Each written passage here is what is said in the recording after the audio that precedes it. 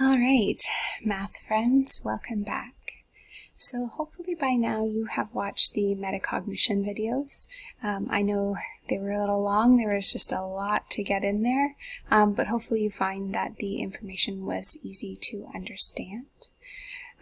So if we are able to scroll down, we have kind of like another activity to do. So by now you should have also done the learning letter, and I should be on my way to reading all about you, or listening, or however you wanted to present that. I should be there. So we're working on you understanding more about you. So as I was talking in my metacognition example, I didn't know anything about how I learned. So I just wanted to give you guys a step up. So one of those things that we can work with is the Jung typology test. And it's very, very smart people, supported by even more smart people, in terms of everyone's strengths, weaknesses, tendencies, that type of thing. And essentially what it does is it asks you a series of questions, which you're going to go through in a minute. And then it comes up with this answer. There are 16 different personality types, but you're also scored percentage-wise in each of the categories. And that tells you whether or not you lean strongly to one side or the other, or those two things are fairly close together. So you're going to go through the quiz and then complete a series of activities. And here's the assignment description. Essentially, we really want to learn more about you, and you really want to learn more about you. So the more you actually put into this, the more you get out of it.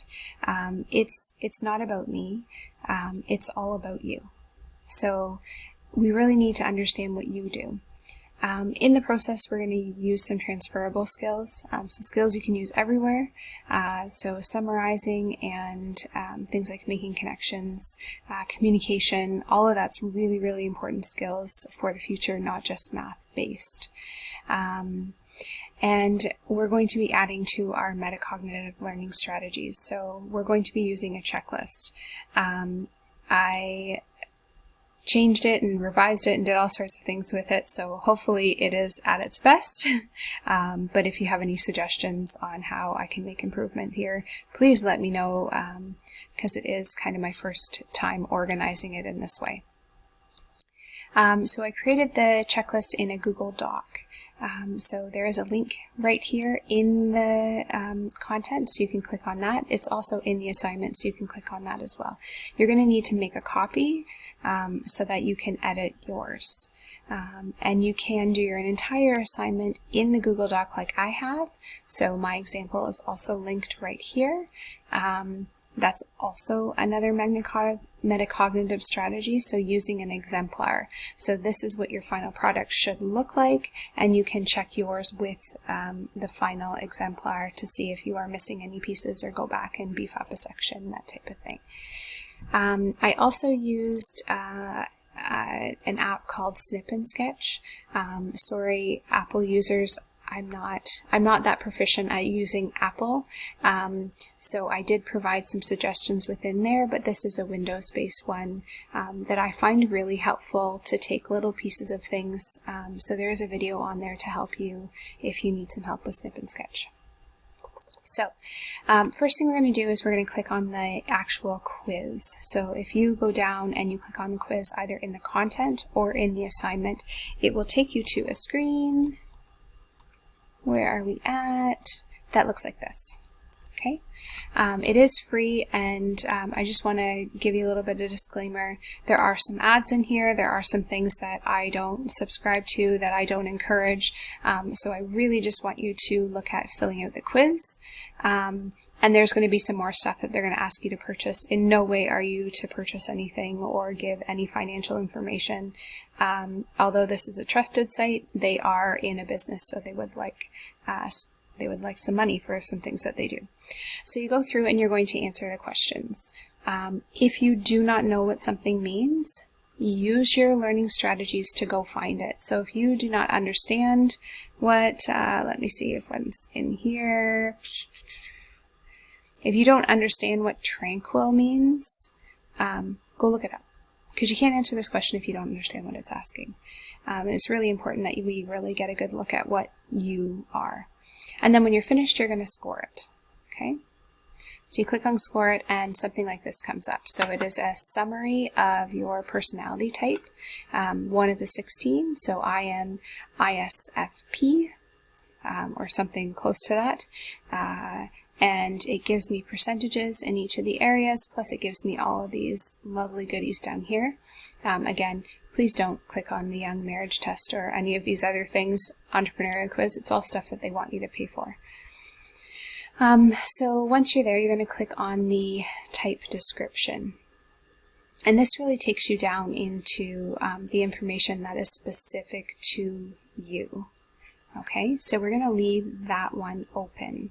And I'm going to go back and look at the assignment. So I'm going to click on my example. So I went through and did this whole activity as well. So it says complete the quiz and hit score it. So we completed the quiz, we hit score it, tells us what we're doing. You can put a check here, or as you go through, like I did, I actually completed the assignment inside the checklist, so I knew I wasn't missing anything. So the second task is to explain the results. So this is a big one. This took me a while. I really had to dig down into what all of those little pieces meant in order to make sense of what my results were. So yes, I am an INFP. And these are my percentages. So I used, if you go over to your left-hand side here, there's this little box here that told me what each one was. So extroversion versus introversion, that's where you get your energy from. So are you looking out at the world to kind of figure out your purpose, or are you looking inward? And in this case, I'm an introvert of 6%, so I'm slightly looking more inward. Okay. Then they go to sensing versus intuition. And this is kind of that if you are sensing, you are looking for kind of answers out here, whereas if you are intuition, you are looking for answers within yourself. So I'm a little bit more focused on that self-growth than I am focused on kind of what's happening out here. Thinking versus feeling. So in my case, I am moderately more feeling, and that concept is that I'm always trying to determine how I feel about something, and then that's going to kind of determine how I respond. Whereas the other side of that is where the person takes themselves out of the equation and looks at a logical answer. So I'm a little bit more on the feeling side, where I have to feel what's going on. I trust my judgment in this. And then in terms of perceiving versus judging, so I didn't have much difference here, which means that I could be more perceiving or I could be more judgmental, but essentially I sit pretty much at the center of the fulcrum on this one. And so there isn't much difference in here. I see it's cut off on the page, so we'll look down here. So this means that I improvise a little bit more, but in terms of the judging, I tend to actually follow a plan as well. Okay, so that is task 1. So I used this little chart over here to help me when I was looking at each piece. So I only looked at my results for the first category, and I read and I reread and I reread this section to be like, what does this really mean? You can also kind of use my example if you need to help you make sense of yours, but make sure you're putting your info in and how it applies to you. Okay, task number 3, type description. So that's where we clicked in. There is a ton of information in here. Mine had like lots of quotes and poetry and all sorts of different things. So you get to use kind of what speaks to you in this one. So I set it up that the gray is kind of the category, and then you type underneath it if you want to. You can do your assignment somewhere else if you would like, and then just check off as you go through.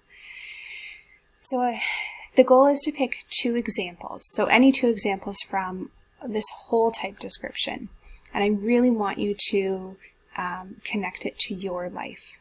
So I took this never seem to lose their sense of wonder.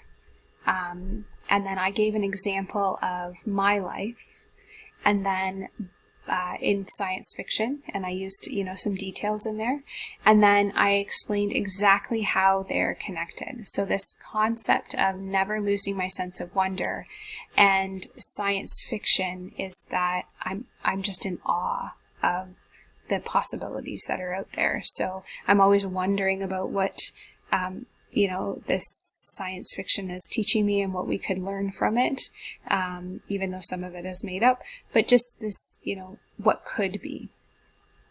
So you're always making that. And then I had a little bit of a something shiny moment, so I got distracted in some flat earthers, so you can check that out if you want. I really do love J.P. Sears. He is hilarious. He does an ultra spiritual YouTube videos. He's by far very funny. Some of them are a little bit inappropriate, so be careful which ones you watch. But then I was able to connect my thought back in and just put that back in. So my second example is that we have a gift for taking technical information and putting it into layman's terms. So J.P. Sears does this in this video, and that's how I was able to connect my random thought train back into the activity. So I really hope that I have this skill, because it's very important in teaching, being able to take a big concept and bring it down so that people can understand. And I gave a little example of my algebra. Whoa, do they really need to feel smart and talk and talk and talk and talk and talk? But, at the end, I figured out what they meant. It just took me a really long time. 3 years after I graduated. Okay, and the last one. So task 4 is the career choices. You can spend more time in here if you want. I know grade 11, it starts to be a big deal as to what you're going to do post-secondary, so you can spend some more time in here if you need to. But the goal is to pick 2 careers and make connections to how they would be good careers for you. So now that you know more about what your personality could be, how are those careers connected? So I just took a little snip using that snip and sketch tool that I had and put it in here. And this is the careers they gave me: social services, counseling, education. Oh, look at that. So apparently my personality is destined for education.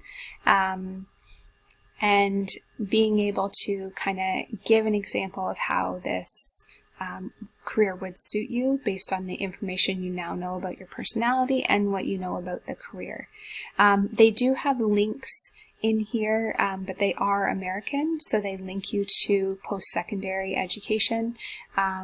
So you can find out a little bit more that way, but unfortunately there are no Canadian links within there. All right, number 5 is the learning style. So you're going to follow down and click on the learning style and read through. We want to look at, again, at least 2 examples. So if you scroll down through, there's lots of preamble, but if you scroll down, there's this lovely little blurb here that says in bullet point what's good for you and what isn't. And I basically just used that. So I picked 2 and I described how I'm going to use it in this course. So studying left to the last minute can be stressful. That's me to a T. I wish I had known this in high school and I wouldn't have wasted so much time. And then my second example. For number 6, communication skills, I did the same thing, scrolled down to the bullets, found 2, and described how it applied to me. okay, and how I'm going to apply to this course. If you have any questions, let me know. Hopefully the checklist helps you, and